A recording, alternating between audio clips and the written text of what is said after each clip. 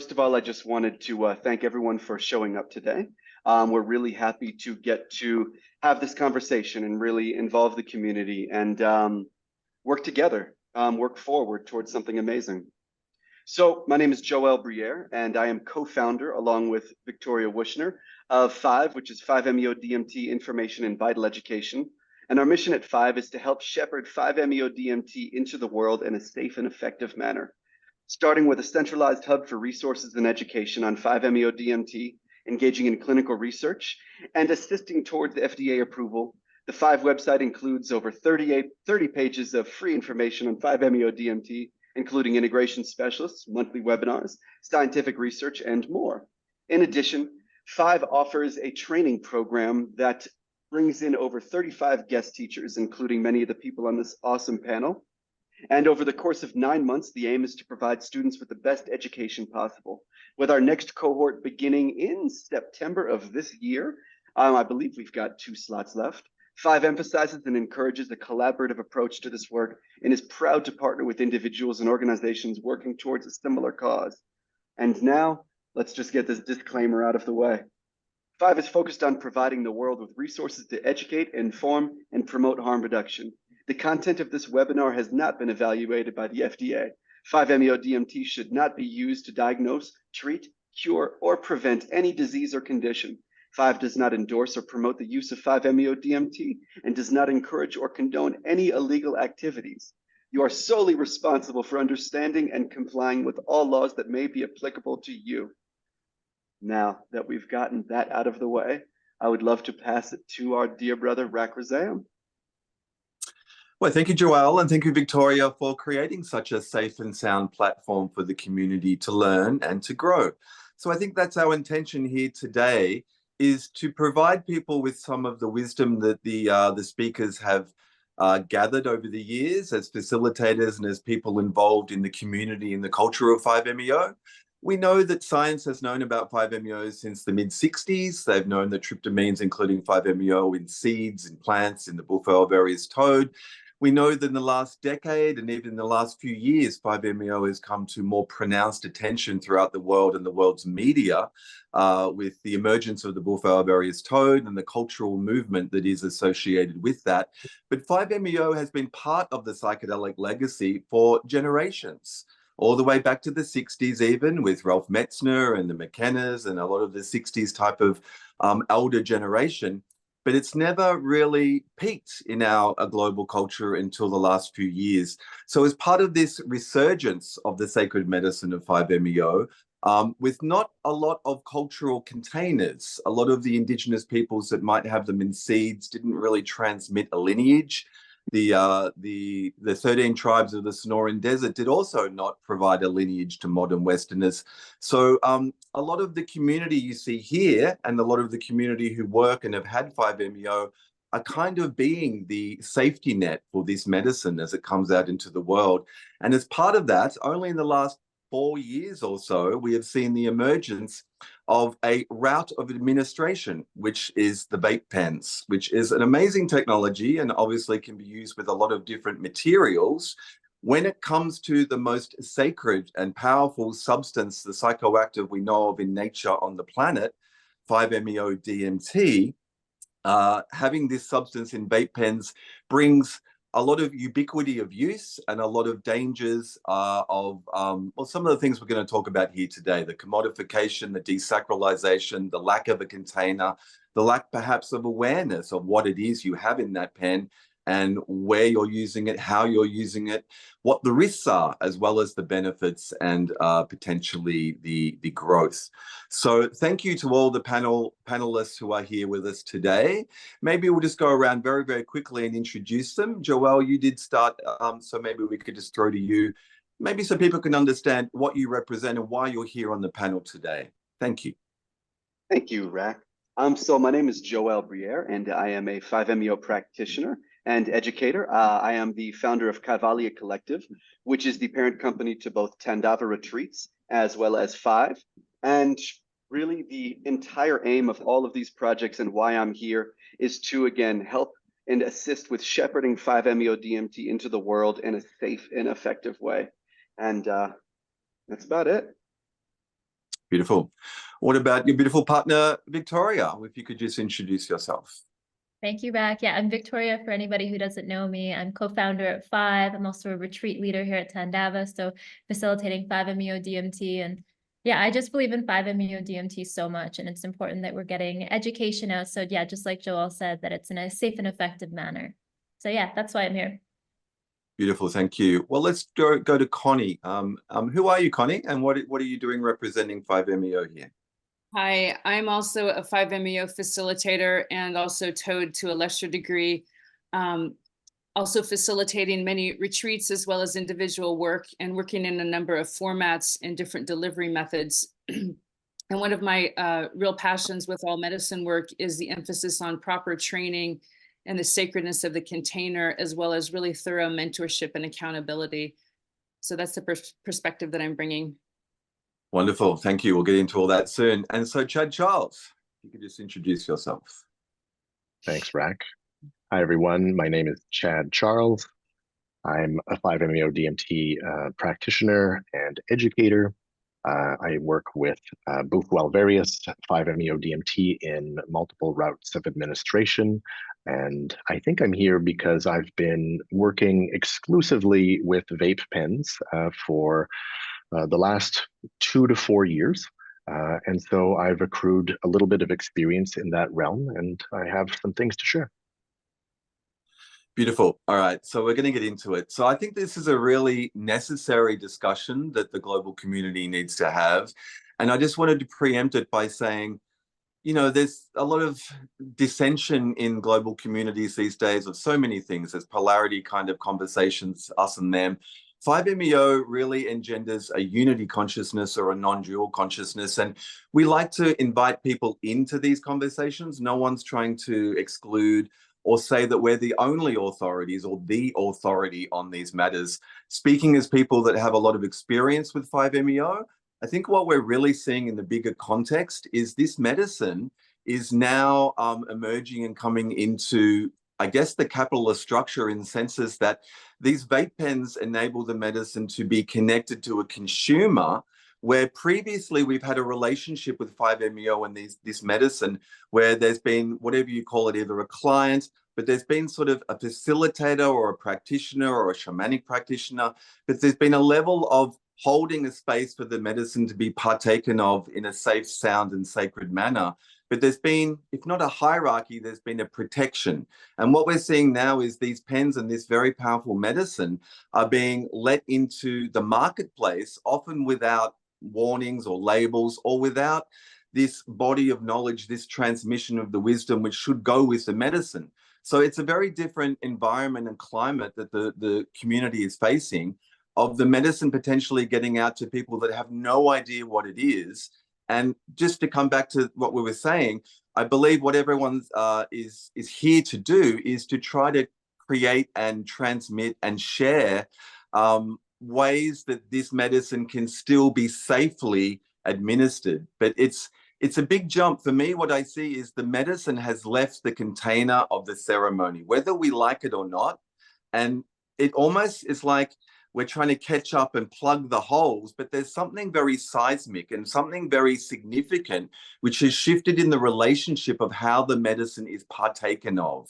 And so I just wanted to frame that around the wisdom that we are sharing, and the people will have different opinions on what this means, but just to sort of give a top end perspective to the fact that this is really seismically different than I think of almost any medicine transmission in the West.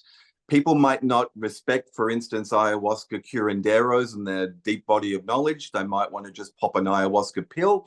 But the thing is, there's usually been a cultural transmission that assists in the safety of the medicines being partaken of, which seems to be absent from the community with the pens. And what we are left with is the distributors. The distributors of the pens have kind of become what would have been in another culture, the shamans or even the medical practitioners and the therapists in our culture, but there's not the same intention from the distributors. So just to preempt that as we go into this conversation, there are many things we could say about the usage of 5-MeO pens, which may be either concerning or need some attention by the community. one of the first ones is this idea that these medicines can be served through the pens in low doses. Would anyone like to start maybe talking about this issue of what is in a 5-MeO pen, what is in the medicine, and how powerful is it? Joelle, would you choose to care to speak? You're on mute. I knew that. I was just testing you. So yeah, absolutely. You know, with 5-MeO-DMT in our training program, one of the, I would say, mantras we utilize is 5-MeO-DMT is highly unpredictable, and it is not always dosage dependent. And so when we may be working with a low dose with the intention of keeping the mind present and with the intention of it being more of a purely somatic or gentle experience, that may not be the way it's going to go. You know, for example, I remember years ago, I was serving a couple in an underground session a while back, and there was one participant who had already done the medicine and she wasn't interested in sitting with it that day, but wanted to, you know, enter into the space a little bit, kind of be in the energy with her husband who was about to have his first experience. And so she wanted just 5 milligrams of toad. And this is when we were still working with toad a while ago. And that little tiny 5 milligrams sent her into a 30-minute full release where she was fully physically dynamic and went all over the room. And that shows, you know, I've seen other people go under in full release on very, very small doses. I've been mowed down by 3 milligrams of the pure molecule before. And I've also sat up straight in meditation on 15 before. It's just very unpredictable. And so if we are serving it and are speaking about it in a low dose way that kind of gives participants who may not be as versed in this work, it may give them the idea that it is guaranteed to be a low dose experience, where a low dose does not necessarily guarantee that. And particularly if we're working with someone who may be highly traumatized, then this could absolutely, by all means, bring up a re-traumatization or resurfacing of that trauma. And so low dose kind of gives the idea of it being low risk, but unfortunately that is not the situation all the time. So thank you. There's a lot to unpack there, and some of these issues, maybe they'll turn up in other themes that we want to talk about a bit later as well. But for me, this brings up the issue. I was not aware of the pens with 5-MeO until about 2021. And then they entered my awareness and I was like blown away. But it was like, oh my God, there's a pen. Some of the people who manufacture them are known to other of us in the communities. And some of these people have been in our psychedelic communities for a long time. And I believe most people in the psychedelic community, at least the old guard, because there are so many more new people coming in after the Pollan effect and Michael Pollan's book and the Netflix show and all the world's media promoting the healing effects of psychedelics. The supply and the demand is a big issue. But this is kind of part and parcel of it, that there is a supply and demand issue, that the demand has been created by the media promulgating the positive effects of psychedelics for PTSD and depression, all these mental afflictions. And 5-MeO is at the forefront of that. And in the absence of the legalities of access to this medicine, the underground has created the pens, or one aspect, and now they're being pumped out there. Some pen makers, I believe, have created pens that are a 1-to-1, which is, you know, maybe a gram of Jaguar of synthetic 5-MeO in the carrier of a pen. Some pens are 1-to-2, 50%. Some pens are 1-to-4, 25% 5-MeO. But what I have heard is there's all the way down to 1/16 pens, which are kind of being used as lifestyle accessories. They're kind of being used to go, they're so sublimated and they're so subtle. You'd question why bother taking them at all, because the original intention of the medicine to have an experience of the divine and to make the ego, or invite the ego to relax and let go and to initiate the healing process, is kind of negated by these lower dose pens. But it's fitting a market kind of representation. The more pens you have, diet cola, normal cola, classic cola, sugar-free cola, cherry Coke cola, is this the future of 5-MeO? Anyone? You're all on mute.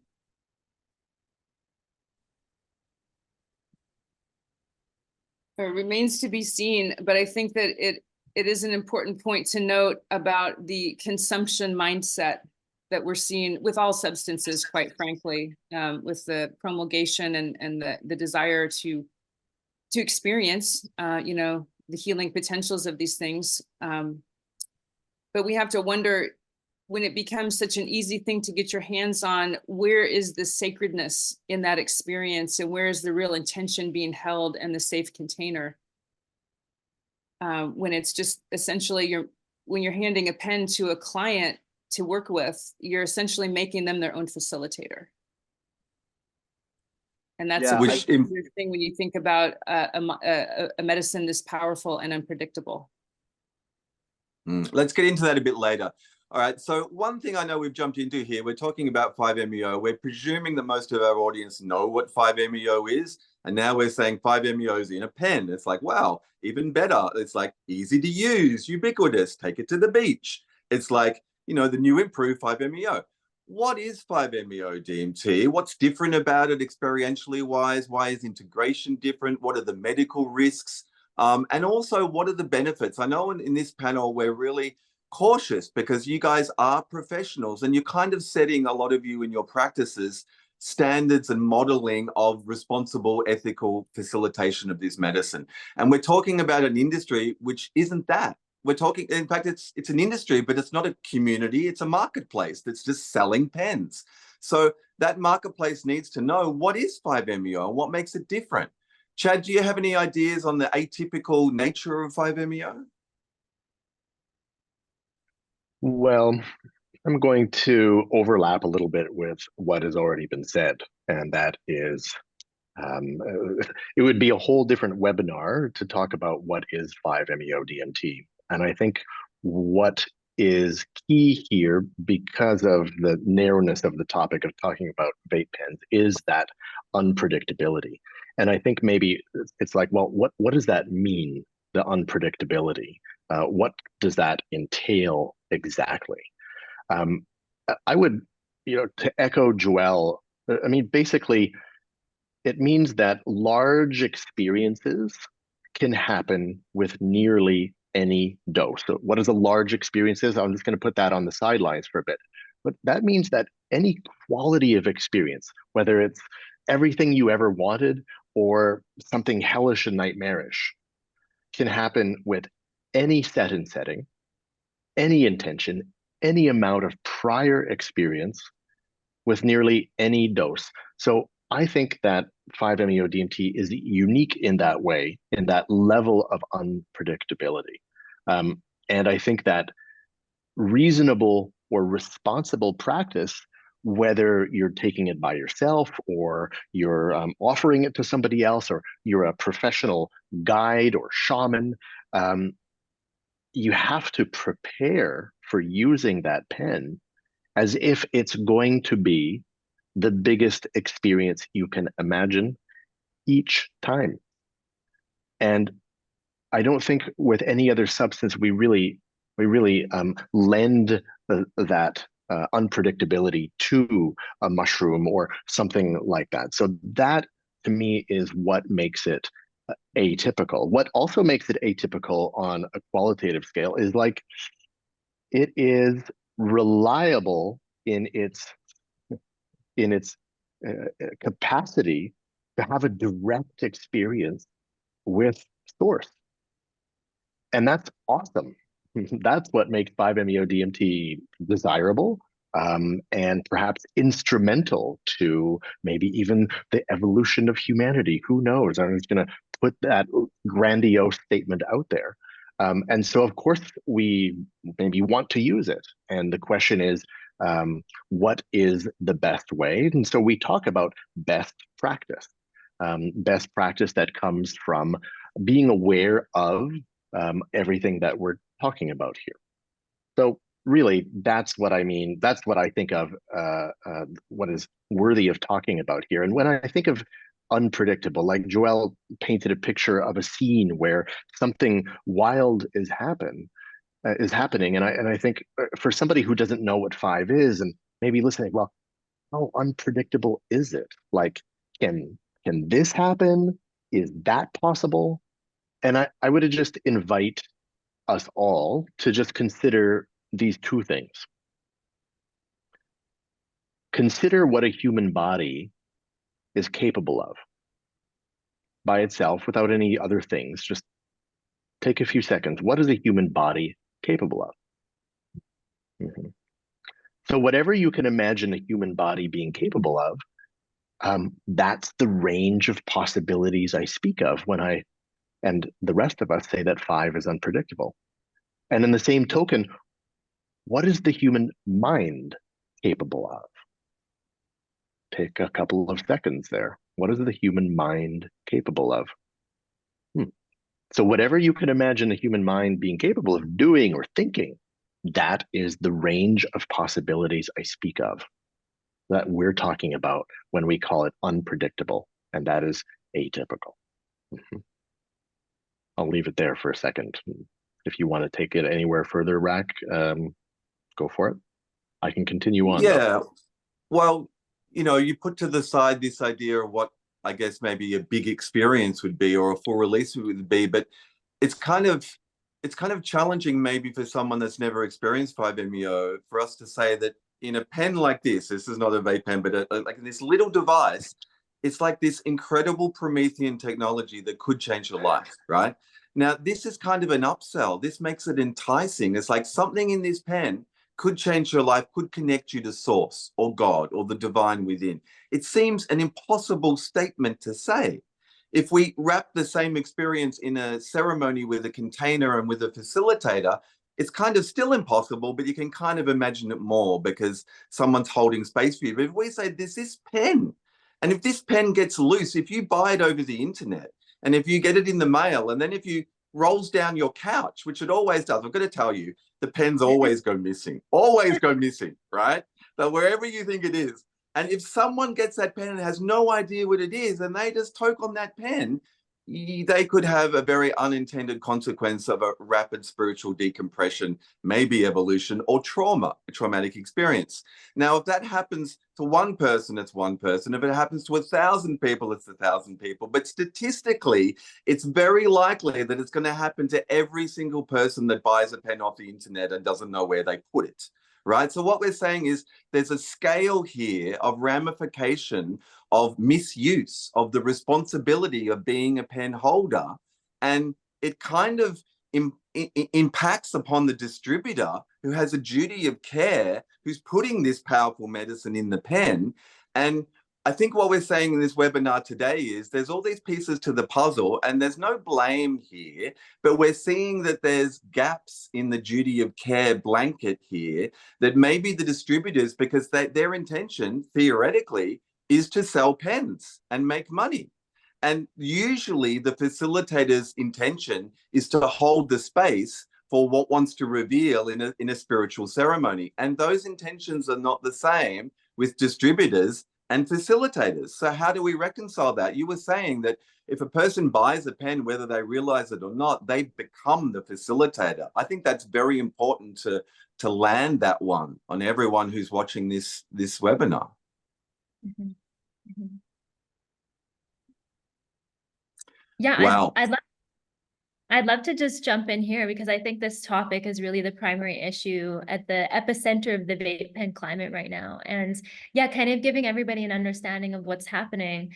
What we're seeing really is a small amount of pen makers who are supplying the majority of the community. And seemingly there's little to no vetting of the buyer or interest into how or where these pens are going to be used or even resold. On the contrary, some of the things that we're seeing are even incentive referral programs to boost those pen sales that you were just talking about, Rak. Distributors giving redistributors all the tools that they could ever need to sell more pens. So this includes things like pen parts, the 5-MeO-DMT itself, instructions on how to make those pens. And really, they're not being given any of the necessary tool sets, though, to keep people safe. And as a byproduct, some of the things that we're seeing are buyers redistributing pens to the general public without even the most basic crucial information that potentials need so that they can give proper consent to what they're stepping into. And, I think it's important when we're talking about consent here in any fashion, whether it's a surgery that we're stepping into, a new medication our doctor is giving us, or vape pens, it's essential that we have the understanding of all of the risks that are associated with this thing. something that we're not really seeing is that from distributors or redistributors. So currently, like you were saying earlier on the call, Rak, there are no warning labels at this moment included with pens, educating the sitters on the potential risks. And what those are, some of the risks include what we talked about earlier. Low dose pens do not ensure a low dose experience. A loss of consciousness may result in physical injuries, asphyxiation, or death. So they need to know that there's a sitter should be present no matter what. That 5-MeO-DMT might bring up intense psychological and somatic content that might be overwhelming. So they need to know there's a risk of destabilization present when they're working with these pens. Obviously, risk of seizure, psychosis, death, reactivations, potentiations of other substances after working with these pens, even addiction, inflated ego, spiritual bypass. These are all things we're going to be talking about later in the webinar. But also too, and it's something that we don't really know yet, is that there might even be potential long-term risks with whatever vape pen carrier oils are being used. Last, also, obviously, preparation and integration. For me, I've done a bit of digging and I have yet to see any acceptable integration and preparation resources from distributors that really support the full spectrum of what 5-MeO-DMT is capable of. So for me, the bottom line here is that without any transparency around the risks, we're unable to get genuine consent from the person that is working with this pen, which is obviously unethical. Potential solutions, something that's being worked on with 5, the panelists here in support of the entire community, is putting out a QR code that pen manufacturers are going to be encouraged to include with pens. And it's going to include things like the risks that I talked about, as well as more risks, best practices, and links to integration resources. So things like, yeah, what if somebody is working with this pen and things start to get a little destabilizing and they have no idea where to go? Integration circles, 5-MeO-DMT integration specialists, that kind of a thing. And also, I also just want to continue a little bit more because I think this is going to give some more context to what we're talking about here with distributors. There's another concern when we're talking about commodifications of the pen is the fact that it's led to things like alluring and misleading and potentially harmful sales tactics from distributors. So to help you guys get an understanding, I'm going to share a few anonymous things from distributors' websites as a reference point. So one website from a distributor selling hero dose pens has a section on their website saying, "Are you new to 5-MeO-DMT? We'll help you get started." So this is promoting potential solo full doses to first timers with 5-MeO-DMT. On that very same website, it says 10% off your first order and free shipping over $200. So it's encouraging those same folks to buy more. And I think it's really important here that we're highlighting there's been a shift of demographic with people seeking out these types of experiences. It used to just be explorers, it used to be just psychonauts, and now people, due to different articles and stuff on the internet showing improvements in mental health, people with treatment-resistant depression, PTSD, they're seeking out these experiences. So, if we're talking about somebody who's dropping into this website and they're buying a hero dose pen, really what's happening is we're putting these populations who are already at risk at a higher risk. Yeah, I want to share a couple more. I have 2 more quotes I think are really helpful here. The second is a quote from a website with a distributor who's selling many different substances, pens included. And it says, "You'll be in a magical, colorful dimension of God. Psychoactive toad experience that's transforming lives. 5-MeO-DMT is shown to produce sustained enhancement of life satisfaction, easing anxiety, depression, and PTSD." And just like we talked in that last example, in case it wasn't clear, that marketing to already struggling populations is highly unethical. They're at a high risk of re-traumatization. They're at a high risk of extreme destabilization. And for those who don't know, in the past, there have been suicides from 5-MeO from destabilization. So it's something that we need to think about. Last thing that I want to share is another slogan on a website that reads, "Experience the magic without the overwhelming effects of typical psychedelics. Plus, 5-MeO-DMT is legal to buy, possess, and self-administer in Canada. And so what that is, there is two false misleading statements. The first statement, the one saying experience the magic without the overwhelming effects of typical psychedelics. Well, we just talked about that earlier. 5-MeO-DMT is atypical and has a far higher risk profile than typical psychedelics. And I'm not sure if anybody saw in the community, 5 put out a survey just into the different Facebook forums and really asking people that have been working with these pens different questions to kind of get a sense of where things are at. And this survey, a few statistics that came back was 30% of people reported that their experience or parts of their experience were more than they had anticipated. 14% reported feeling confused or destabilized after their experience.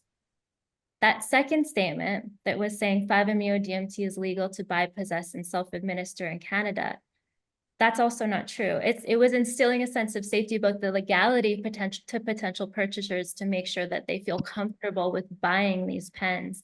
And in fact, I think it's important that we know 5-MeO-DMT is not legal anywhere in the world. There are places like Canada where it's gray. But the thing is, if we're continuing in this way and things are happening out there, we run a significant risk that there's going to be scheduling in countries where not already scheduled. So I just think that, the end of this is we need more critical thinking, we need more accountability and education moving forward because commodification does come at a cost. I'd love to just Thank you, highlight, Victoria. kind of zero in on something Victoria was just saying. With the shift in demographic, where previously and how all of us got our start and how a lot of people, I'm sure, who are watching this video right now got their start was in a much more explorative way. We came from the underground or the spiritual communities and the plant medicine communities. The demographic that is coming to seek this stuff out now, for the most part, because of the medicalization of psychedelics into the mainstream, a lot of these people do not have the context and the understandings and frameworks to be able to hold and understand the implications of a non-dual experience or of working with something like this that has such a profound effect. And just like Victoria was saying, people who are trying to work through trauma and are turning to psychedelic medicines for their trauma, it is not 5-MeO-DMT doesn't cure anything. It doesn't cure depression or cure trauma. What it does is open a very wide portal into the deeper parts of the psyche so it can be engaged with and worked with. But that does take skilled specialists and a container that is created to hold it. And so the danger is people thinking that they can take one of these pens and cure themselves of something when instead there is a real risk of destabilization or aggravation of existing conditions. Mm. Well, this is wonderful. It's great to have this discussion. It feels to me like 5-MeO for a while, it's kind of taken point in the vanguard of the planetary medicines. It's getting all the press and it was new.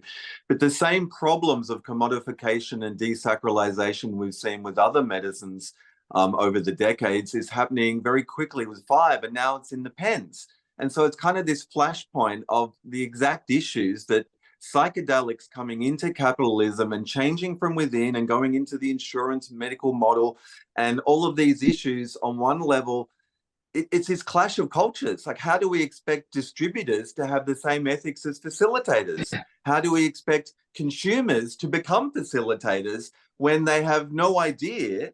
In the past, often, with medicines, we say, well, the medicine teaches you, and maybe there's some trust in the medicine, but it seems like a very dynamic need in the global community now to have systems of support and understanding. As we say, these vast majority of new people coming into psychedelics and 5-MeO specifically, who will use the pens, who will see the advertisements of the distributors, but they're clickbait, and they're kind of like, exactly as you say, there's not really a lot of ethics there. It's a shame, but it's like, as responsible members of the community, anyone who's aware of this is kind of the person who has to hold the space for the other people who aren't aware.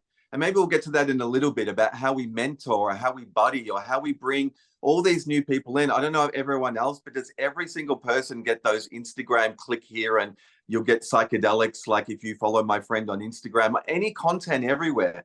The internet is awash with scammers who are promoting psychedelic use, and it's getting in millions and millions of people who have no idea about the ethics or the nuance. So there's kind of a community entrainment happening that I think we can all contribute to. And talking about mentorship and entrainment and accountability, what do we expect of the community and of the distributors and of the different moving parts we're having in this conversation? Who would like to talk on mentorship or education or accountability? Chad? Yeah, I'll go with that. And maybe I'll use a segue, as you mentioned, ethics, and it's a part of the title of this summit. And something, I don't know if the end user or the one who is buying a pen needs to know about the ethics. What they need to see is everything Victoria outlined, as in like a label or a warning, or to be basically equipped with everything that they need to know at the very, very least. At the very least, like skeleton requirements. But when I think of what a practitioner, somebody who's guiding somebody else working with 5, who's participating, who's bringing that 5-MeO-DMT into their body, I go back to what I think is a kind of gold standard for best practices and ethical commitments and a vision, which is the material of the conclave. And what I've always seen, well, always when vape pens became the thing that now we're talking about, I thought of just this one line that I'm like, how can this particular line, like the part of one of the tenets of the vision of the conclave, how can that be transferred from being what is expected of, or how can a practitioner commit to this, and how can that translate or be transferred to manufacturers and distributors of pens? And that is the commitment of a practitioner to actively witness, support, and hold space in loving presence for the absolute entirety of the individual's process of awakening. That's a tall order for the practitioner, and it would be an even taller order for a manufacturer, a distributor of pens. And yet, what the discussion here is that yes, like this is where we're going. This is what really actually is required. Some sort of commitment by manufacturers and distributors to be on the same page so that those coming into this experience are well held. Now, talking about mentorship, or basically like what I like to think of as systems of accountability. Systems of accountability come with awareness, and these are, I guess, the antidote to reckless usage or malpractice, whether that's somebody, a psychonaut, taking this themselves, or a facilitator having done a 2-day training and starting to offer this to other people. Rak, at the beginning, you talked about, yes, maybe a gap in the transmission of traditions with 5-MeO-DMT over time, and yet it has been at least a couple of generations where 5-MeO-DMT has been used, and I would say that the wheel doesn't need to be reinvented. There is a wheel. And yet, now with the vape pen, there's something new here. And if I were to address myself to those manufacturers and to those distributors, the wheel that you're contributing to, it's not new, but you are a new spoke to it. The manufacturing, the distributing, it's there. The cat's out of the bag. It's all there. It's an integral and bespoke part of the already invented wheel. So if you as a manufacturer distributor, you don't inhabit the know-how to even use 5-MeO-DMT yourself. And if you do, maybe you have a lot of experience. Maybe you're a practitioner yourself, but you're disinclined or unavailable to offer direct guidance to, let's just put it this way, your customers. Well, the very least you can do is equip the buyer with the best information possible. And that's, to me, the the very bottom line, bare minimum of accountability and responsibility and ethical considerations that can be made by manufacturers and distributors. It's bottom line. And that's kind of what Victoria is putting on the line here. Like, let's come together. Actually, those who are, I mean, I'm not a manufacturer or distributor, but I work with these pens. I have an intimate knowledge with these pens and have for over time. I get how they work. And so we're a part of a community of practice. It is established. There's a new spoke to the wheel. Let's get in alignment. So just to be clear, maybe we can get into it later. I'm not sure we're going to talk about it now, but there is a plan afoot from the 5 Education site to create a QR code listing, linking to just a very short body of information, which has kind of been peer reviewed by many practitioners in our community and contributed to. And as you said, also, Chad, there is that organization of anonymous facilitators called the Conclave, theconclave.info, which also has some vape pen information on their website. And what we're suggesting here is established ethical and responsible practitioners who work with this medicine understand there is a transition point happening in the community and in the culture of the pens as a route of administration going beyond the normal ceremony and beyond the duty of care of the facilitator, but there's an intention to carry across the duty of care through the manufacturer and distributor to the consumer through the QR code with a body of information that is provided for free in a way that's not intended to say, like, this is the only truth or the only experts or we're pushing it on people. There's a continuity of care from established practitioners in this community who wants this information to get out to potential people who all the distributors have to do is utilize the resources being given. That seems pretty supportive. Very good. All right.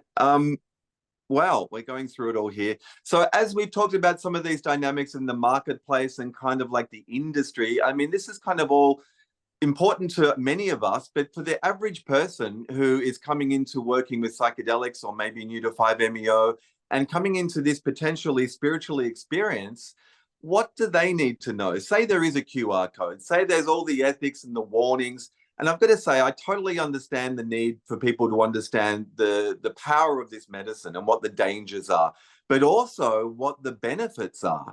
And I feel that sometimes when there's a body of experts like these people on the screen right now who are coming from a place of good intentions and the heart, and yet for the average person that doesn't know who we are, we're authority figures. And, you know, authority gets an equal and opposite kind of resistance. So there's a danger, in essence, of what I call the Nancy Reagan syndrome, right? Where it's like, no matter what the truth of the matter is with the war on drugs, it's like, just say no. It's like, what I would like to say is no one here is saying, don't do 5-MeO. No one's saying don't experience this medicine. No one's saying just say no, right? Everyone's saying go gently, wisely, do your research. This is new territory for the community because there's no container, there's no facilitator, there's you and the magic pen. And you get 3 tokes or 3 wishes and you can go anywhere in the universe. It sounds incredibly exciting. And, you know, all these issues we could think of about ethics and the duty of care, some teenager's going to get their hand on a pen and they're going to go to God and not be ready for it. But it's like, we've talked about the bad things, but I mean, it's so transformative that it's going to blow minds. But what is this idea about if a person's not ready, if they haven't done the prep work, if they have no context for a non-dual experience, like a deep samadhi experience of the divine forces, and they just do this pen on someone's couch or out at a festival or somewhere. I mean, here's the thing. Do you believe without any context or any prompting from like the lineage of 5-MeO that they will still have a spiritual experience? Or is there a desacralization by doing a pen in the backseat of your mate's car going down the highway? Desacralization, what does that mean for you? Yeah, well, I think that we have seen the the effects of desacralization and commodification with so many things over time. A couple easy things that come to mind are tobacco and cacao, which have been held in the highest reverence in the indigenous communities that have worked with them for millennia. And then they become commodified through the practices of colonization, and then they become profaned. And because we are talking not just about substances, we are talking about consciousnesses. And one of the tenets that is held particularly with tobacco is that it is a device for holding prayer and for transmitting prayer to the ancestral realm and to opening that realm. And because it is such a strong teacher, if it is abused or used in a consumptive way without prayer and without reverence, it will quickly teach you in the form of becoming damaging and addictive. And that is exactly what tobacco does. Anybody that's cigarettes, we don't even need to talk about that, and other vapes and hape overuse. It's a very quick teacher. That is just one example of what happens when the reverence becomes degraded and the sacred context is lost. We're talking about 5-MeO-DMT here, which is above and beyond and includes everything. It includes all medicines. It includes all consciousness. So it's not so much of a distinct personality, if you will, spiritually speaking. But one of the greatest risks that I see about the desacralization and the casual use, and as you mentioned, Rak, the lifestyle use of this medicine, is particularly in low-dose pens, is that people may not be aware of how energetically porous they become at any dose of this medicine. And, practitioners, and because psychedelics are now held, so much is coming in from the clinical perspective where the spiritual part of it is not even part of the equation. But we are in fact talking about a shamanic medicine, regardless of if it's offered in a shamanic way. Anyone that's had this medicine knows what I'm talking about. The energy field and the spirit body becomes completely expanded and porous. That is why the container and the facilitation and the preparation is of utmost importance for the spiritual and energetic protection of the person consuming it, even at low dose. And so when we're talking about people who have very little or no training, or people that just directly buy them on the internet, they have no context for what that even means. And they're going to be learning it through the blowing up of all of this and then having to put their own pieces back together. And so, of course, this is speaking to the accountability chain, which I feel is incredibly important with all medicine work, but particularly this medicine. It's one of the reasons why I do not provide medicines to clients, is because I take utmost responsibility for every bit of their process that I am responsible for, but I cannot be responsible for what they do with the substance that I provide to them, because I'm not offering their context in life. The other thing that that many of us are really concerned with is the potential for escapism and spiritual bypassing, particularly when you've been sent home with a pen, even by, maybe like a licensed or trained mental health professional. A lot of them are now working with low dose pens and even providing them to clients. That doesn't mean that the people are necessarily doing their spiritual and psychological work. We live in a culture where it is so much easier to just take something rather than do the actual hard work and the authentic self-reflection that is needed for true spiritual growth. And this isn't just a fear. This is something that many of us are actually seeing and hearing from clients that we have worked with, who have then worked with other practitioners, and they've been sent home with a pen. And then I myself have been approached by a number of clients that have circled back to me saying, I need you to help me make sense of this. I have the pen and I'm working with it and the medicine's great, but I'm really not getting anywhere with it. And so these are coming from people that have had what I call light training, maybe like a weekend of here's how to work with low dose, and then you're off to the races. And in follow-up and inquiry with some of these clients, they really were not getting any integration support. And I asked them if they were advised of the contraindications. Like, many people don't understand how synergistic 5-MeO is with cannabis. And it goes without saying how pervasive cannabis is in our culture. It's not even a thing anymore. Everybody just has it and everybody just uses it. And this is one of the things that can really cause an explosive and overwhelming reactivation, not knowing that, okay, I smoked 5-MeO yesterday. It was a low dose. I'm going to get high today. And then, so, you know, this is all going to the scope of responsibility, but it's calling the individual user into a greater scope of self-responsibility that they have to be taught. All of us have You know to what, be everything you've said is really good. And again, I just feel that there's so many dangers, and that's what we're talking about, because there's an immediate need of education. But also, you know, William Gibson, the science fiction writer who did, you know, basically invented the term cyberspace, he had another really good phrase. He said, the street finds its own use for things. I think it was William Gibson or Bruce Sterling, one of the two. Anyway, the idea is what we're seeing here is the street is going to find its own use for 5-MeO, and it may not be what we think as facilitators or practitioners who understand. But what I'm getting at is, how can we support the community who are going to have a pen, and maybe they get through that first wave of ideological overwhelm and meeting the divine, and maybe they're all okay, but then what? And we're talking about integration and all of that. But it's like, what are other containers that they can create? How can we support the community to create their own safe containers versus just sort of moaning that they don't have a container? But I mean, the idea of having a container.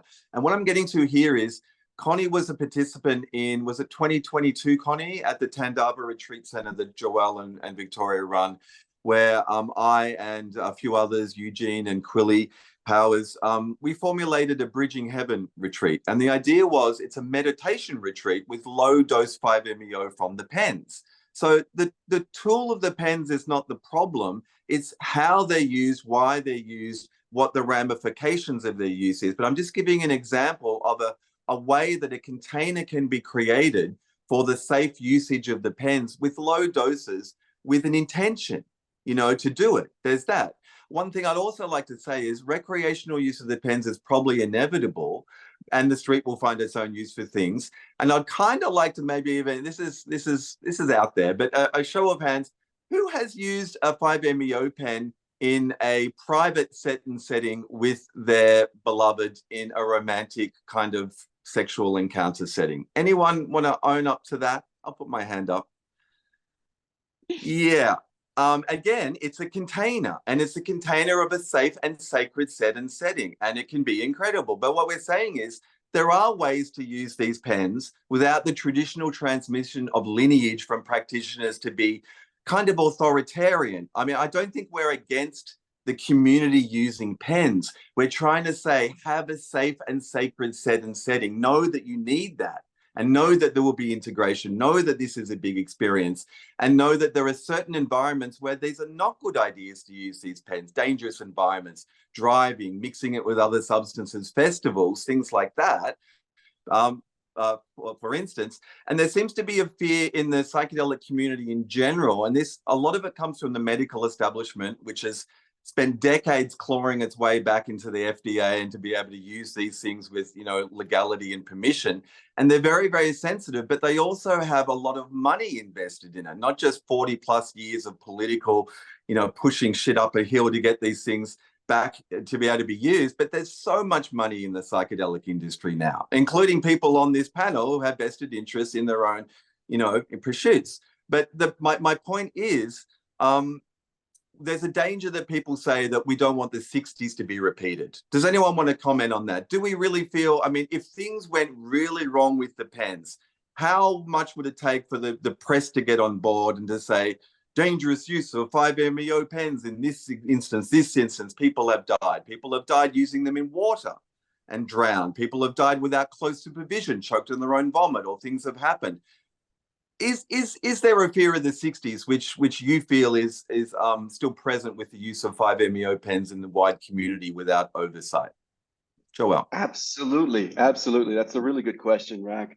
You know, the 60s movement went off with the best absolute intentions. It didn't go off just to wreak havoc on society and get these things scheduled, but there was and perhaps, of course, naive ideation that this could be spread out to the world without truly understanding what could come up and what could happen. And so this resulted in a very, very big, quick snapback from the regulatory bodies to schedule a lot of these and to push everything underground.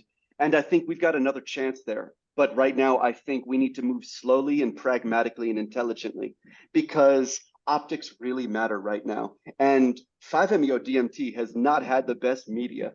I mean, we've made it through a lot of debacles. We had, you know, the many notorious practitioners with many malpractice allegations and many crazy things. We had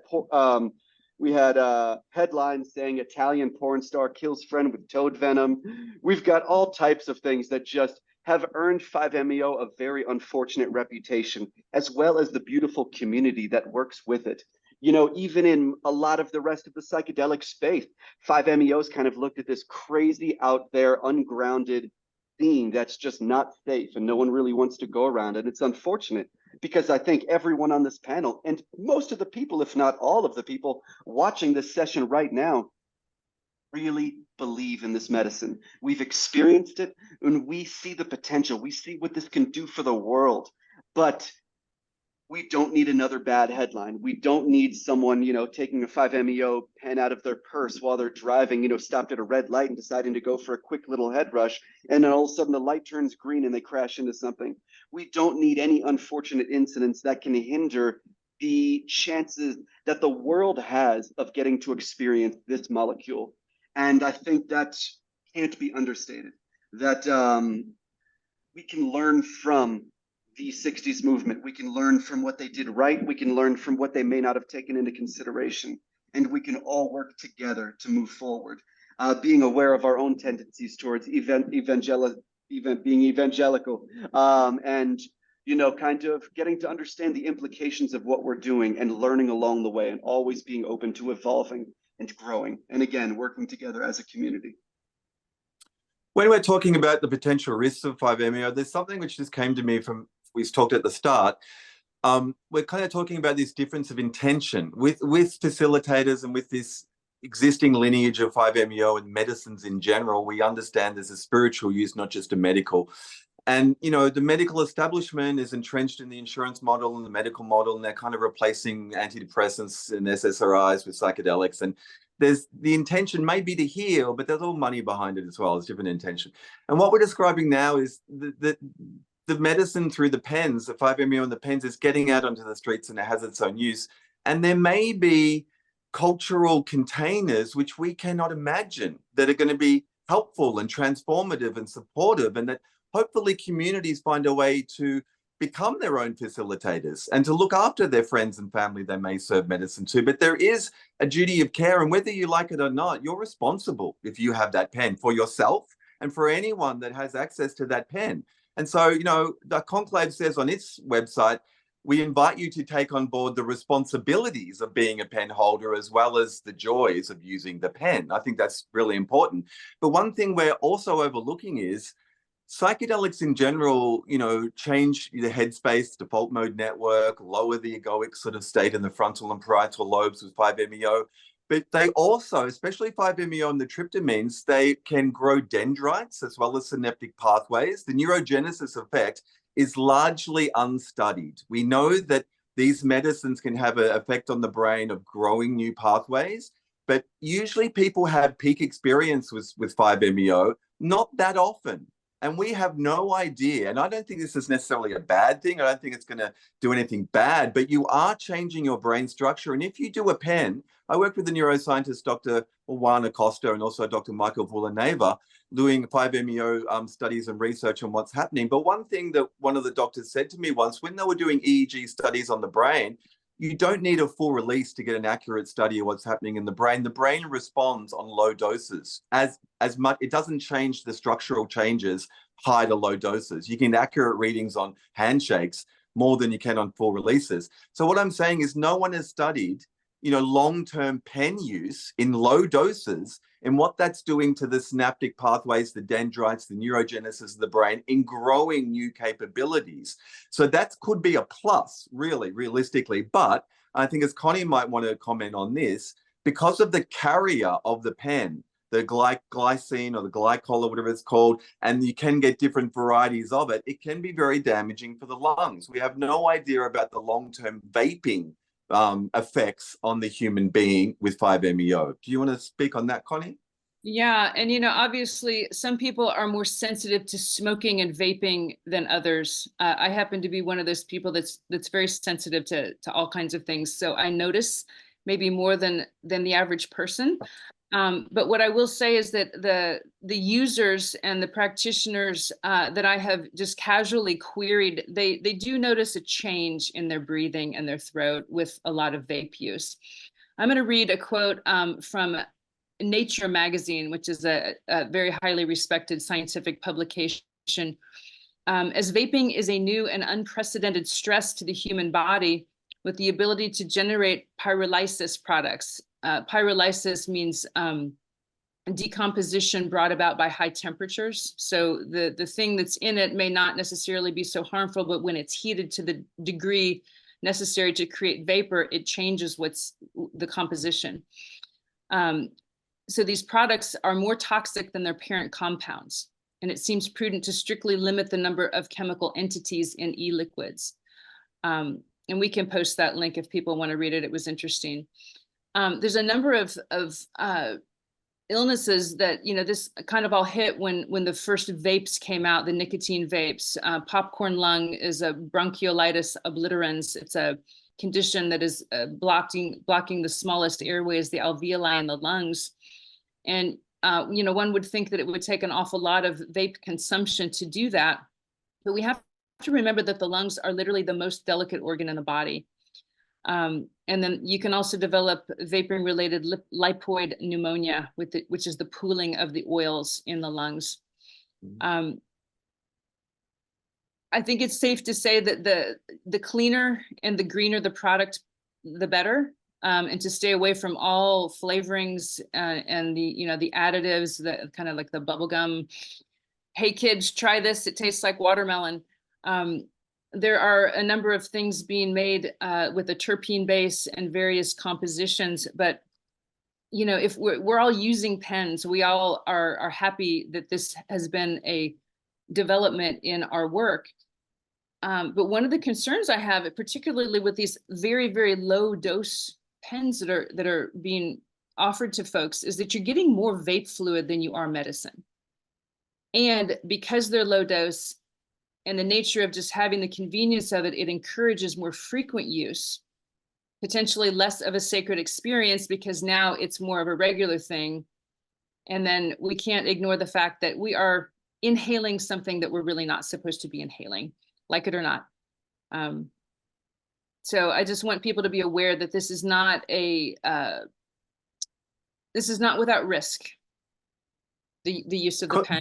Even though Connie, there's other risks as well, aren't there? I mean, I think Victoria mentioned some of these at the start of the call, things like, we said addiction, and I don't know, I think it's more of an addiction of the ease of use, but ego inflation, we know with 5-MeO, there can be that messianic, and it can be subtle, but the personality can kind of change without like checks and balances, spiritual bypassing. And what are some of these risks that people might not understand? They might be having a great time with the pen, but what are some of the risks that are less obvious? Yeah, the ego inflating capacity is, well known among facilitators, and it can be kind of one of what we can call like the whiplash effect after a big journey, and you go into this non-dual space and you left your ego identity. And then as that filters back in, sometimes that ego identity can snap in stronger than ever. That's just kind of part of this work. But that can also happen with low dose and frequent use, because it can be cultivating kind of this sense of, yes, you are God, we are all God. And if we're also not doing that concurrent real work to evolve as our own being, but rather chasing that connection, there can be seen a reinforcement of like this expanded ego state. I know that I've seen it in people that hit the pen too much. Victoria, could you comment a bit on that? What are some of the risks that you've seen in your practice at Tandava with clients? Yeah, I want to dive into a bunch of the different risks here because I think that it's a really important conversation, obviously. I do think that it's important. It does require a sense of, self-inquiry on our parts, and we have to be open when we're thinking about the different frequent risks that are coming up, of the possibility of finding our own blind spots as facilitators or even users of the pens. These different frequent risks that can pop up in our experience with the pens are not just impacting us, but it's also impacting the communities. And I think it's also really important to highlight that when we're talking about these risks, I think there may be a misconception here that the frequent use risks only happen with high doses of 5-MeO-DMT. And I feel that it's actually probably likely a higher probability with low doses, because due to the accessibility of ease of use of pens, people are using it just a lot more. You guys have already been talking about a few of these, but the first one, ego inflation, I really want to get clear with people about what that is in case they don't know what it is, which is essentially referring to a gain superiority complex, where somebody who's been using 5-MeO-DMT frequently, they might begin to believe that they're more conscious than other people and therefore superior. And, to your point earlier, Connie, around integration, typically this is going to happen with people who have not had integration, a proper integration container around it. And I think that it really makes sense when we're talking about this molecule of the ego, that it could go one way or the other way. On one hand, if we're utilizing this beautiful molecule with integration, it can teach us how to live in better harmony with ourselves, with our communities. On the other hand, if we're using it without integration, it's just that it can naturally inflate our ego. So there has to be some level of discernment here as to how we're choosing when and how we're using these pens. And obviously this is a big concern here with pens, with the ego inflation, because of a few things. The first is a big one, a lack of education around the risks. If somebody doesn't understand that inflation can happen, what's to stop them from frequent use? And on the contrary, I've actually even heard that misconception that more 5-MeO-DMT means that somebody's reached a higher state of development. So really that education is key there. And then also, again, with the integration, the lack of included integration resources that are offered with pens, like the specialists, the 5 circles, and really basic information on why integration should be a non-negotiable with 5-MeO-DMT. Because from what I'm seeing is it seems like there seems to be some kind of a knowledge gap into what real integration actually is. It feels like it's a buzzword. And so as a consequence, some of the things that we're seeing is, a lot of pen users who are undergoing, many mystical experiences time and time again. And if we're not careful, it's not just going to impact the individuals, but the people around. So really, as a solution, we need to be responsible and only work with 5-MeO-DMT when we have the time and the space. The other one you guys were talking about was, spiritual bypass. It's also been called psychedelic bypass. This natural defense mechanism created to shield the psyche from confronting hard issues, uncomfortable inner work, taking accountability by using spiritual explanations. And just like inflation, spiritual bypass also happens as a result of frequent use of 5 without integration. And what happens also as a result of that is parts of the psyche begin to make an identity out of the experience, and with it, a tendency to connect dots through cognitive bias. So that being said, when we're talking about spiritual bypass, I do think it's important for us to bring awareness and acceptance to the fact that spiritual bypass is naturally present in most spiritual communities, medicine spaces included, and it does have a tendency to show up where crucial issues are most likely being avoided. And, I think just to normalize that this is a natural rite of passage in all of us who are on the path. We've all been through spiritual bypass to some degree. And I think really that's where, what Chad was talking about, mentorship is so important. When we're talking about the pen community specifically, the issue that's coming up here is when there are communities, big pen communities, and maybe they're very minimal voices of reason that are present to call the community back into critical thinking. And I have a few things that I want to share here because I think it's important when we're talking about spiritual bypass, are these ideologies. Like some worrisome ideologies have been kind of coming through in the pen community. And what you might hear if you're not familiar with spiritual bypass is something like, from a pen distributor, it's out of my hands now. I'm just acting as a vessel for the universe and trusting it to bring pens to those who need them to raise the vibrations of the world. Another thing that we might hear in a response to safety concerns coming up around the pen from maybe a pen facilitator would be, it's up to the medicine. If they end up in the hospital, that's what was meant to happen in accordance with the universe. And obviously, we don't want to take away from the notion of an intelligence greater than our own, but we do still have a responsibility to keep our participants and our communities safe. So I just think, like, bottom line, as a solution with anybody that's working with 5-MeO-DMT, any ROA, any dose, we need to practice self-inquiry. We need to practice, using integration, therapy, and have systems of accountability in place. Wow, thank you so much for some very concrete facts, figures, and perspectives. Really needed. So we're coming towards we've got 20 minutes or so left. We want to have some time for some questions from the people online. But one thing you just mentioned, it seems to be there's two current streams of pen distribution in the community. There's manufacturers and who are distributing, and people are buying online directly. But as you said, there are pen communities, and there are communities popping up of people who are nurturing around using pens, making pens, understanding pens.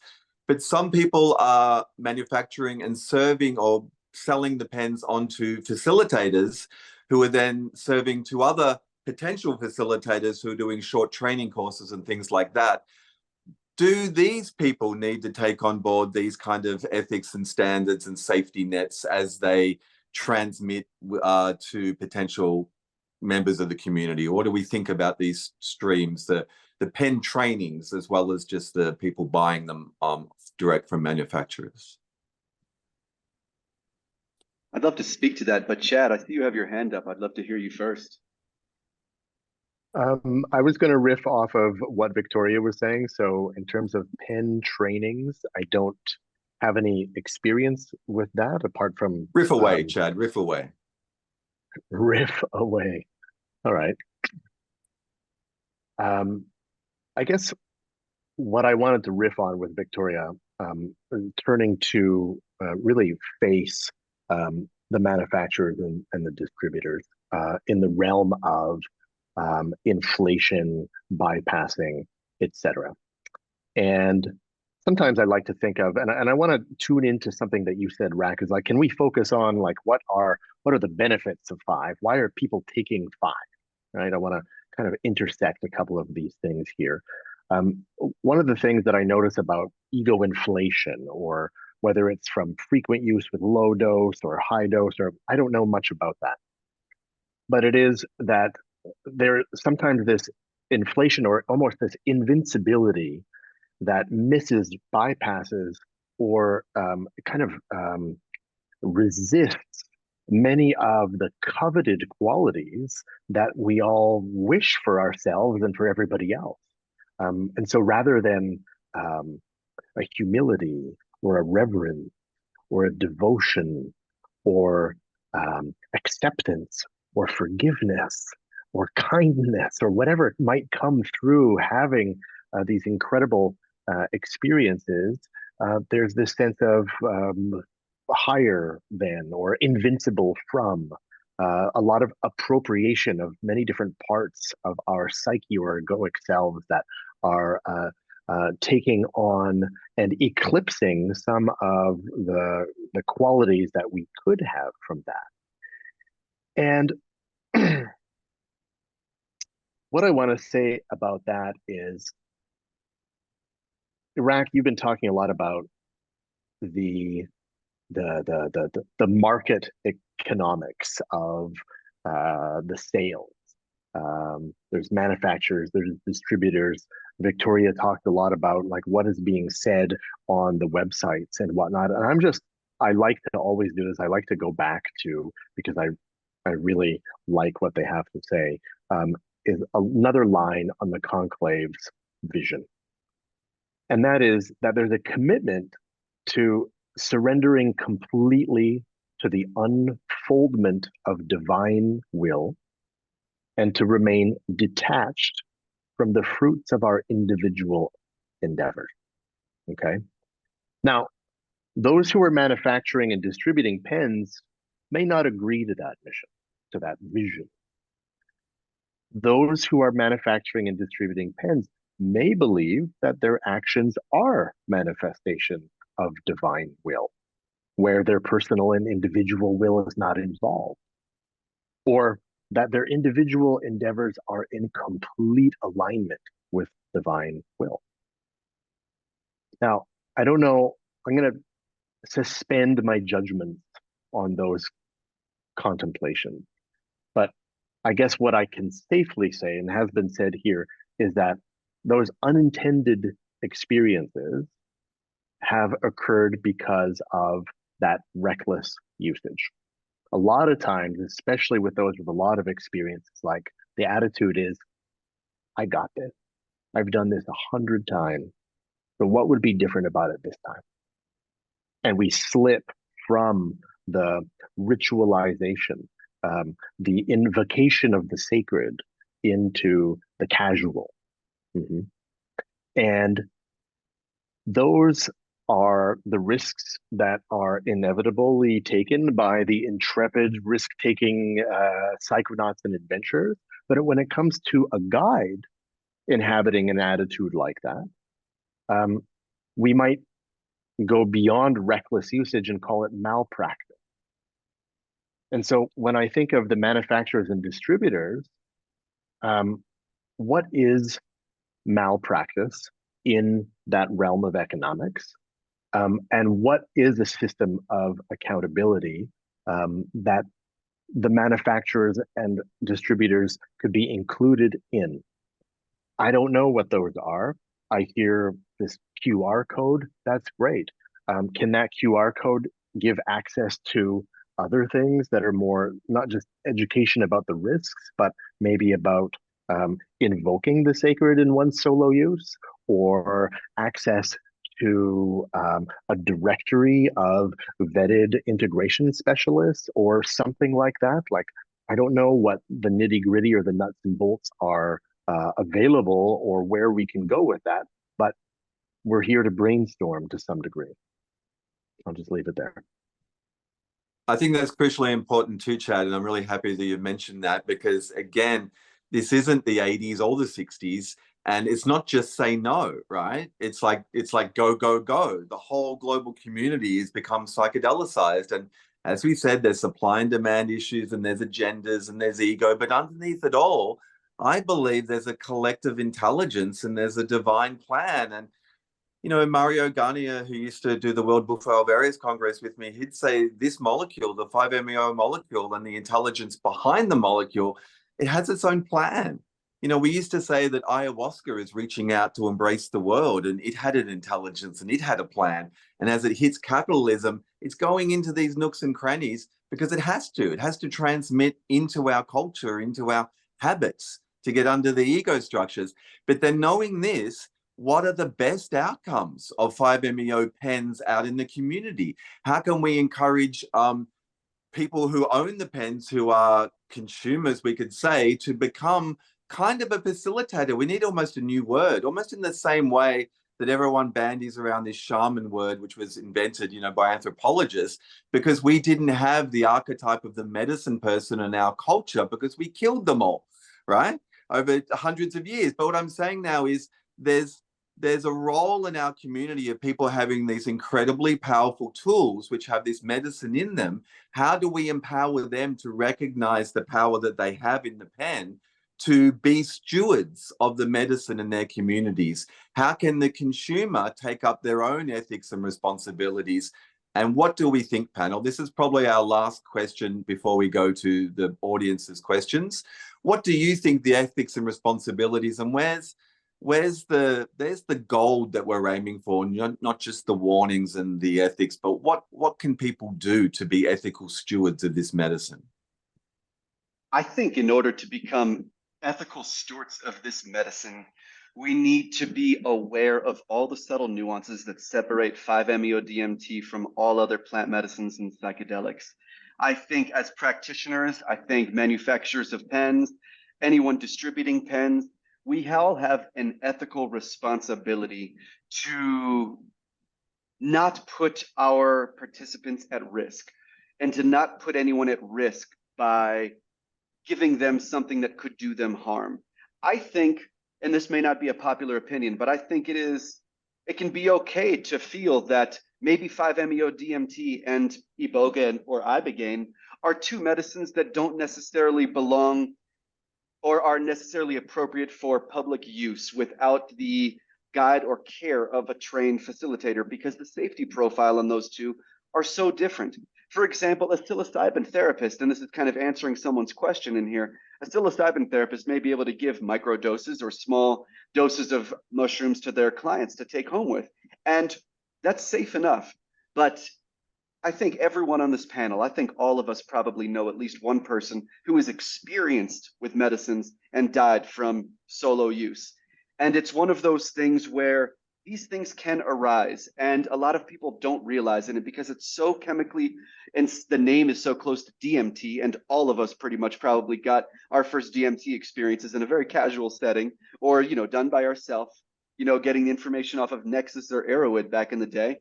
This is just a different ball game. And so I think we're all here for the same reason, because we all want to see the world reap the benefits of this beautiful medicine. We all want to see this remembrance of true connection be brought back to humanity. But remembering that it's not going to be possible if people aren't aware of the intrinsic risks that are tied to working with this molecule. And so I think in terms of ethics, what can we do? I think there should be an emphasis, an invitation for anyone that is working with pens to understand, even if it's low dose, that the same training and understanding is needed for low dose service as it is with full service of 5-MeO-DMT, because a low dose experience is not going to always be a low intensity experience.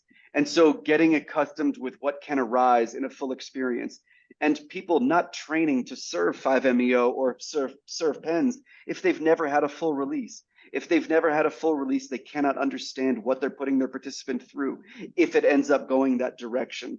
And so this information is very, very, very valuable, because at the end of the day, the repercussions of this are real. If pens keep getting out there and every day, I guess we can say muggles get their hands on it and don't really realize what they're doing. And like I said, maybe try and take a hit of it when they're in the car or when they're at a party and have an extremely adverse event, then hey, maybe it ends up getting scheduled in Canada. Maybe this ends up putting a huge blockage on 5-MeO-DMT being able to become openly available. Maybe this harms the reputation even more. And that saddens me. That's not something that I think we really need to see happen. And so we're not saying, hey, pens shouldn't exist, or hey, anything really. We're just saying, let's all work together and let's figure out how we can continue to move this beautiful medicine into the world in a safe and effective way. There's no rush. I don't think an increased availability of 5-MeO-DMT is going to expedite the world's improvement.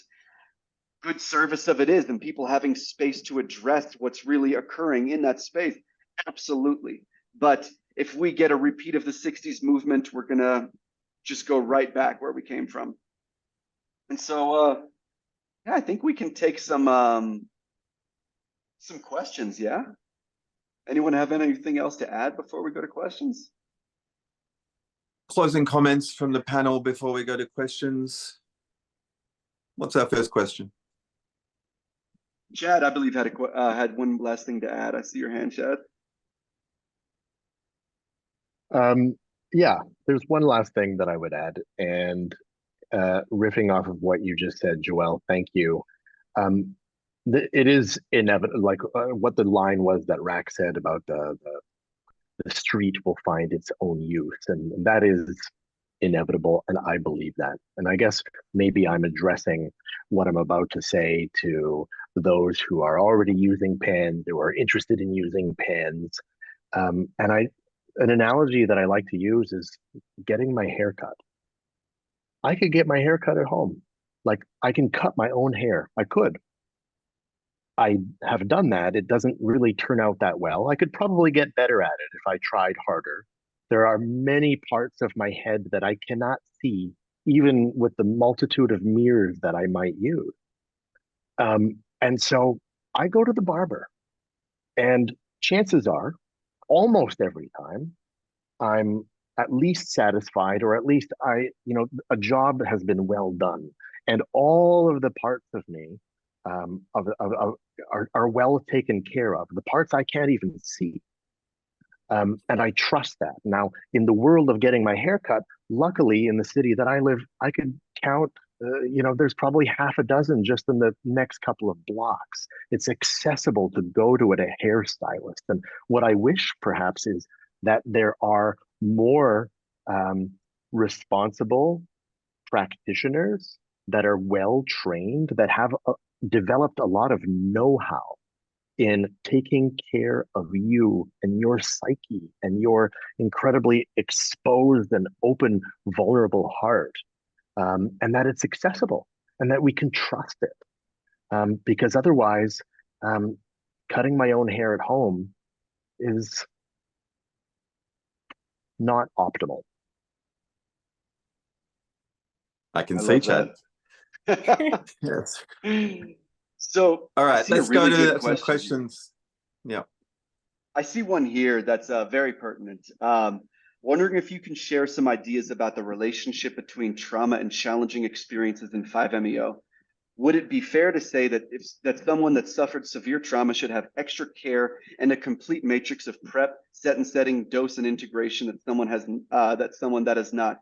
100%, absolutely. And this is one of the biggest things. We did a series of case studies in 2022 and early 2023 around people who had adverse integration periods and rocky or turbulent integration periods. And integration periods can be expected to be turbulent, but when it becomes overly destabilizing because of a lack of support, and we saw a very, very, very direct correlation between a lack of preparation and integration, along with people being destabilized and or traumatized by their experience. We've heard about people saying their trauma would be cured by the medicine and then having their trauma resurfaced and going into extreme destabilization. Yes, if you are coming to work into severe trauma, the likeliness that you're going to have a beautiful, blissful experience is far more slim than someone approaching this for spiritual exploration and who has already worked into some initial layers like that. And so that's not to say it's bad, but making sure you have a trained professional who understands how trauma works and how to work with someone who is having trauma resurfacing or is dealing with a very visceral experience of it. Anyone have anything to add there? Sorry, I just rambled a little bit. No, I noticed everyone nodded their heads. It's like, yes, we got trauma, you got more to deal with. It should be in a professional container or at least approached with more gravity. Mm-hmm. I'll just quickly add, and this is something that adding on to what Victoria said some time ago, is that I would say nowadays 10 to 20% of first time or new clients that come to me not only are coming because they've had a very negative experience with another practitioner that wasn't trained, or some other circumstance, but now also part of that, I guess, statistic, if you will, are those who have had some sort of negative experience with their pen at home. And so now that is coming, and it's probably because they're not really assessing or being assessed themselves as having that risk profile, which isn't, yeah, I'll just leave it there. Yeah. Mm. And can I add one little comment about this? So, sometimes clients will come to us knowing that they have trauma. Sometimes that is uncovered and discovered together through the preparation process. Sometimes it explosively shows up out of nowhere during the medicine work. And a lot of times it is triggered by the medicine work to show up afterward. So let's not fool ourselves. We are dealing with the most powerful medicine on planet Earth, and it can and often does create trauma, even with the best held ceremonies. We just don't know what it's going to blow open inside a person. And so all the more reason to have a well-held and supported process in place. Yes, You know, it feels indeed. to me again like the pens are kind of the front line of all the issues, psychedelics and all the different medicines across the board, because are they in the medical model? Are they done by therapists? Things like ketamine, which can be taken at home, but what we're seeing is clinics closing down and the outsourcing of the medicine container gets abused, gets sloppy, gets leaky.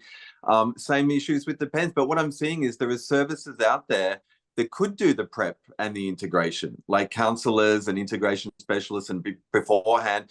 But the clients who are taking this in the exploratory model, and maybe it's their first time, maybe they're young, they just don't know. There's no continuity along the introduction into this medicine path of knowing you should prep beforehand and then knowing you should do integration afterwards, even though those services could be available for you to do the pen on your own in your own container. It's a different paradigm. We're kind of trying to resuscitate or, you know, contextualize or imprint the container of medicine being done in a sacred way onto a consumer base that wants a recreational get high experience with a psychedelic they've heard about but have no idea what it feels like.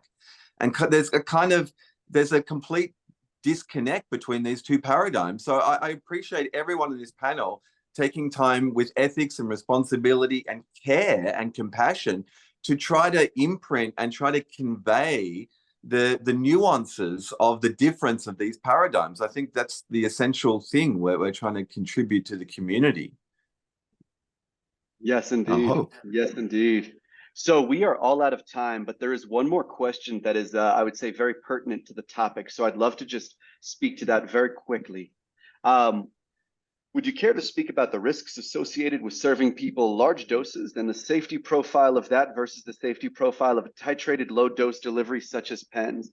And just to give one quick example, let's say we're working with a low dose and this person may have some childhood trauma. And if you're familiar with internal family systems or parts work, we'll use that terminology. A protector part comes online and gets very protective and attempts to fight that experience, even if it's in a low dose, tooth and nail. That resistance and that oscillation back and forth, when not handled by a cared professional or trained specialist or someone who understands how to work with the person going through this, this can be very destabilizing. That's just one example. But then also I'd say that a low dose is not always guaranteed to be a low dose experience. Before we end, does anybody of the other panelists want to speak to that? Because it was a great question. Mr. Chad? Yeah, I'll speak to that. I think the way that I look at it is something that, you know, the panelists here for sure, and maybe others in the audience have heard of, talking about what is submission and what is surrender. So the submission being something that is overwhelming the nervous system, where there is no choice but to submit to something, and then a surrender is that's kind of a top-down experience or direction, and then the bottom-up direction is something where there's a greater opportunity for there to be a surrender or a conscious yes to what is happening and the mechanism of action of the medicine. Now, what is of interest here to me, whether you're doing this or whether you're doing this, whether you're on your own or whether you're with a practitioner, is finding that dissociative dose. And this is what Ralph Metzner talked about. How can we find that and kind of edge up to it? That's where the transcendence is. That's where that full release is. And one of the best ways to do that is having some sort of container with a participant, with the other person, where you get an idea of where their nervous system is at. What's the edge of their nervous system? What would be overpowering for them? Even a titrated protocol that is templated, this, and then this, does not take into consideration the different individual idiosyncrasies of that person's nervous system. And so there's context in which we can work with the medicine that we can better, not a guarantee, nothing's 100%, it's utterly unpredictable, but we can get better at judging where an overwhelming experience is going to be at a particular dose. And the pens, I would say, as a practitioner who works basically exclusively with them, are excellent at delivering that level of precision. Oh, well, we are going to have to wrap this talk up. So thank you so much for all the panelists for sharing their wisdom and their, their transparency to really try to contribute to the community and to make vape pens with 5-MeO in the community a safe, sacred, and sound endeavor. That's all we really want, is everyone to be safe. Connie, do you have something you'd like to share before we go? I did. I was just scanning the questions, and I'm sorry that we didn't have enough time. There were some really great questions there, but there were a couple things that spoke to knowing what's actually in that vape pen cartridge. And one of the biggest risks, well, with all substances, most people don't have test kits, even though that they're available. I can't recommend that enough. If you are getting your own medicines and working with them in any form, you really need to be testing it, even if you know who you bought it from, especially crystalline substances. The worst part of the vape pen is that you can't open it to test it, because then you have ruined the cartridge. So that's another risk to be very aware of for all consumers, people buying these things, especially from anonymous websites and all of the hands that might have touched it. So just be very, very careful. Yeah. And just to say, this Fentanyl is has kind made of it in. obvious, but we didn't say this at the start, but we overlooked some simple things like 5-MeO vape pen is not an NN-DMT vape pen. This is not a normal DMT vape pen. They're very different. Victoria? And if anyone wants to know the difference. I was just going to say, if anybody wants to know the difference between 5-MeO-DMT and an NN-DMT, go onto the 5 website, Rak and Andrew Gallimore. There's a whole entire presentation on that. Good stuff. Yeah, so thank you to all the panelists for everything that you've shared, and also to some of your platforms. So thank you to the 5 education and outreach platform there. I'm sure the links will all be in our outreach when this becomes more publicly available. We also mentioned theconclave.info, which is a conscientious amalgamation of practitioners who share a lot of wisdom and thoughts on nurturing the community with this medicine. And there's different other Facebook groups out there. There's integration groups with 5-MeO. We really invite, anyone who's thinking of doing this medicine to do their research. This is a big step. Just because it's available does not mean that you're ready for it, okay? And no one's saying you're not ready for it. You need to figure out for yourself. Outreach, ask your peers, outreach to a facilitator if you know them, have discussions. This is a community and we're all caring for each other. And it's because of this care that we're having this talk today, and that we invite you to become part of our community and to continue to outreach and continue to grow together. All right, let's be beautiful out there until we see you next. Aloha. Thank you, everybody. Thank you, everybody. Have a beautiful one. Ciao.